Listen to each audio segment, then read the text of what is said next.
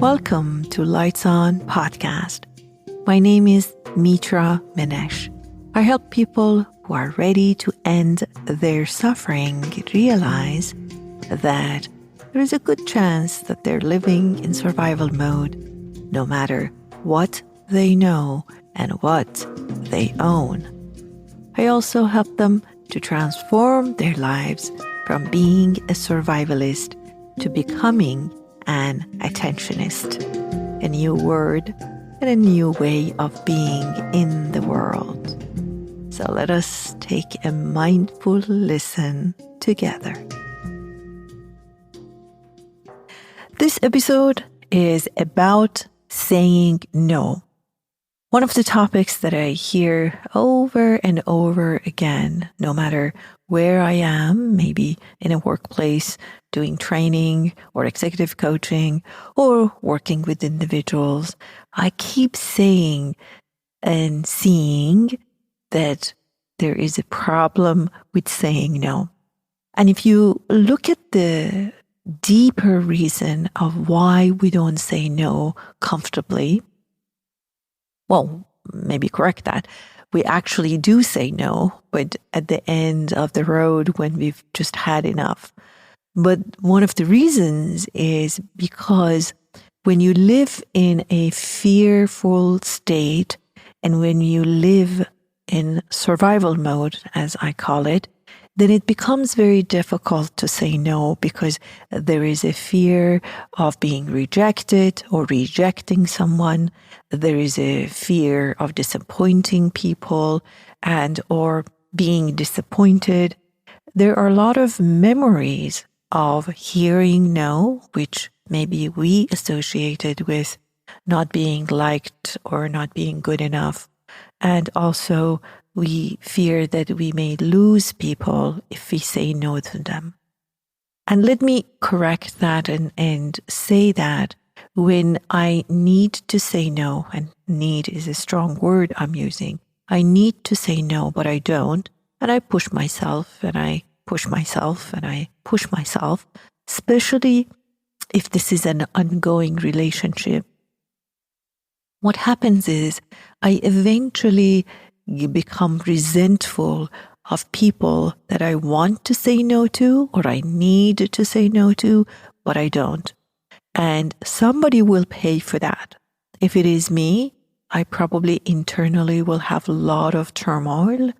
If it is you that I wanted to say no to and I didn't, then you will hear or see the wrath of me. I start resenting you and saying things and doing things that are very inappropriate and very unkind.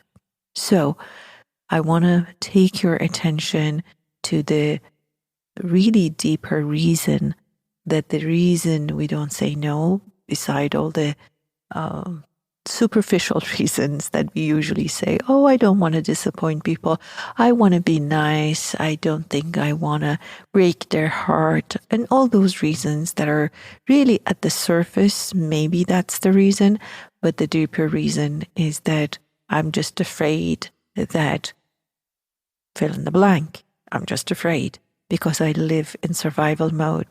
So let me bring your attention to a different way of looking at saying no. If you pay attention, if you become aware of your choices as an attentionist, and if you've listened to my podcast, you know that's the word that I really work with a lot, and I've created a lot of teachings and learnings around it. Basically, it means a person that is aware of their choices and they exercise the right to choose and choose well for themselves and eventually for people around them and the world at large. So when I become aware of that, then my association with saying no completely changes. Now I may be seeing saying no as having healthy boundaries or as a way of respecting respecting you because I don't want to be angry with you eventually or lose it, so called, or because I respect myself. Because don't forget, every time that we say no to ourselves, we're saying yes to somebody else. And every time we say yes to somebody else by force, we're saying no to ourselves. So the association changes and we give the word no a more positive and healthier energy so that we can work with it. But we can only do that when we are not living in survival mode and scarcity of thinking, oh my God, if this and that happens, I will not be able to survive. And I know survival is an extreme word that I'm using here, but believe it or not, in that moment, when we act out of fear, we truly believe that some part of our survival is in danger.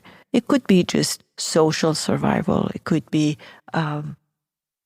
familial survival. It could be workplace survival. But we are truly believing in that moment of fear that we're going to lose things, people, if we say no to them.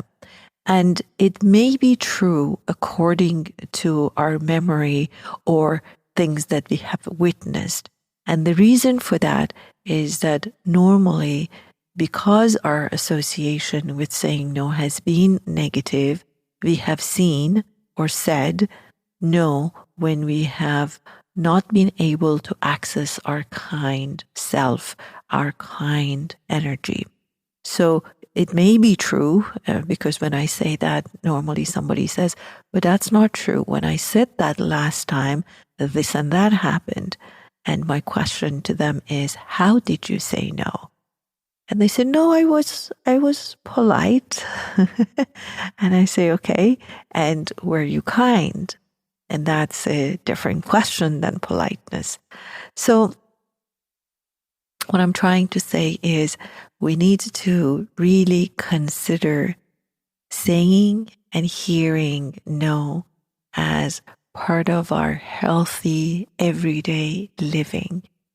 And it is our natural inheritance. And we have many. You're going to hear a lot of natural inheritances that I'll bring to your awareness. And saying no is one of them. All right, I talked about saying no to other people. How about receiving no as an answer? Correct.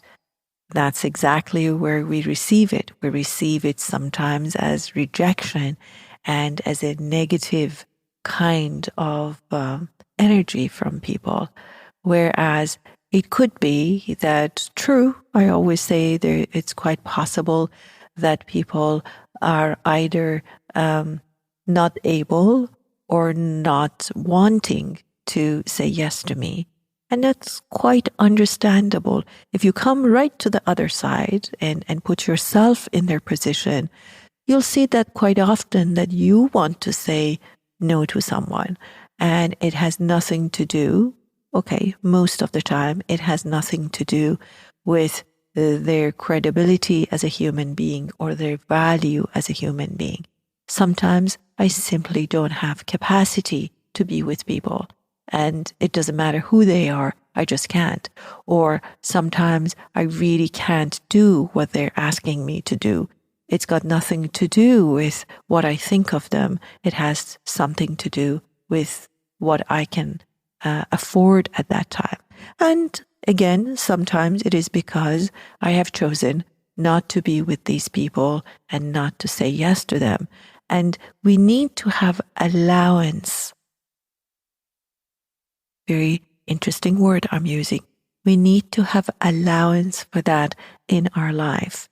When our livelihood, when our credibility and our value has nothing to do what people think of us, then it becomes much easier to take no as an answer.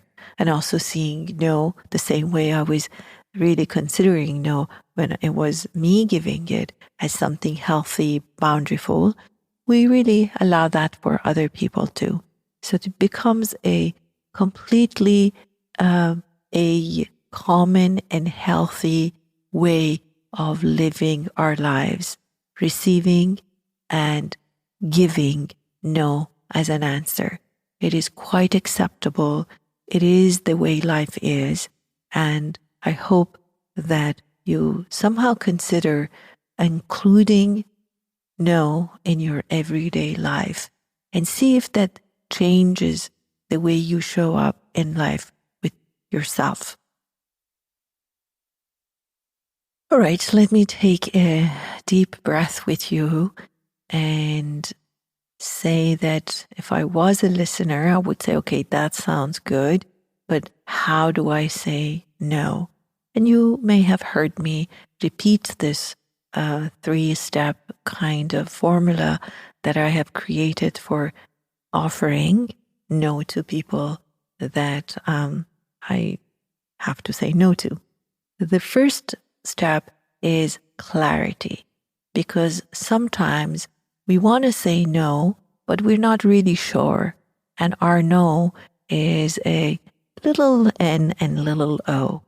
And that probably is a yes in disguise. So I would spend some time contemplating and clarifying what my actual answer is.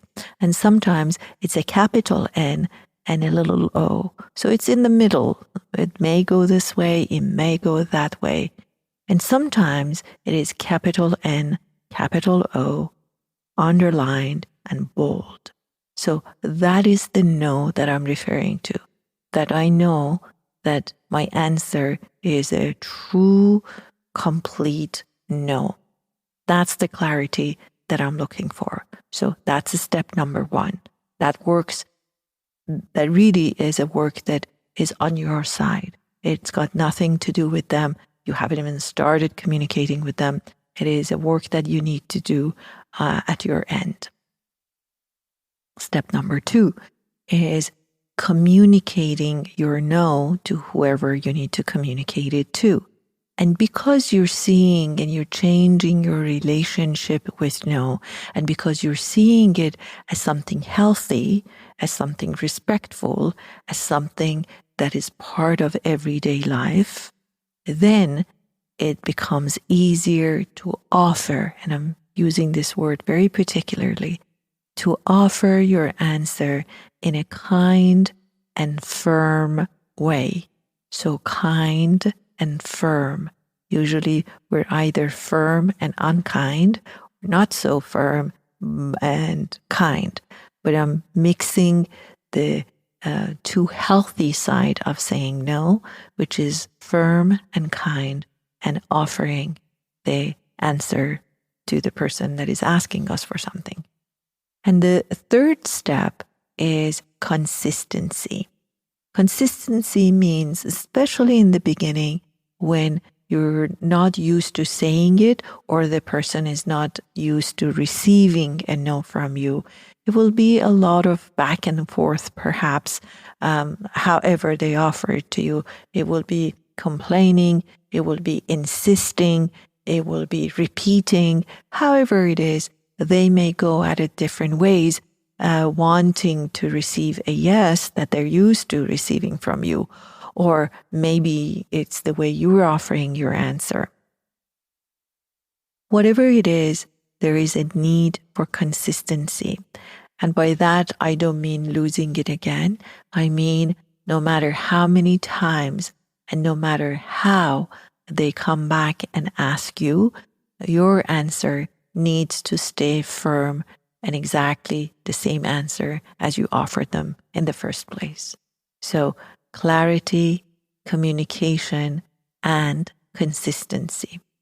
That's my formula, and I hope that somehow it will serve you and it will help you to incorporate saying no in your attentionist life and letting go of a sense of fear and living in survival mode, believing that if you say no, something bad will happen and you will be rejected or not liked or not included.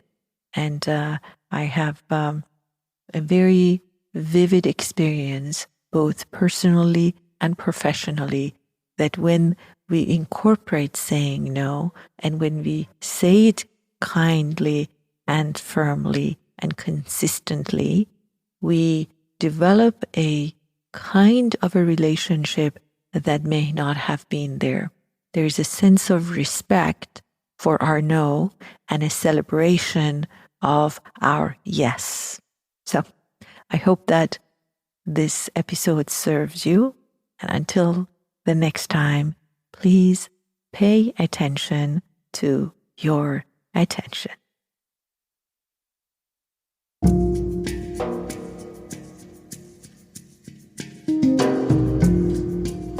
If this episode served you, and if you would like to pay it forward, please share or rate our podcast so that it can reach more people. On behalf of my incredible team, I thank you for your presence.